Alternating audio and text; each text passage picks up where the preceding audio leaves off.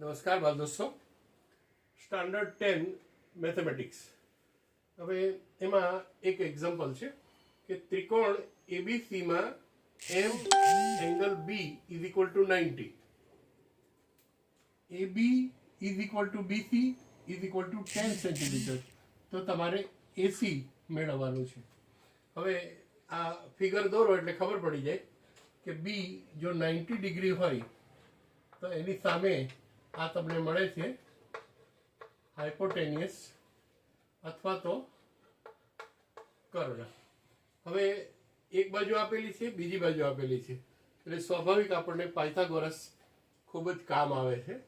તો પાયથાગોરસ પ્રમાણે આપણે લખીએ કે AC square is equal to AB square plus BC square. AB BC 10 છે તો 10 નો સ્ક્વેર પ્લસ 10 નો square 100 plus 100 is equal to 200. AC square is equal to 200. Therefore, AC is equal to under square root 200. Therefore,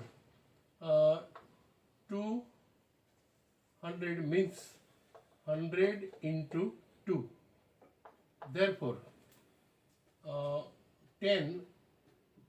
100 નું જો square root કરો તો 10 આવે અને વર્ગમૂળમાં 2 આવે. આટલા સેન્ટીમીટર આ હાઇપોટેનિયસ કર્ણની લંબાઈ 10 વર્ગમૂળમાં 2 આવે. બાળ મિત્રો, જો સમજાણું હોય, ગમ્યું હોય તો લાઈક કરવાનું ચૂકશો નહીં. Thank you.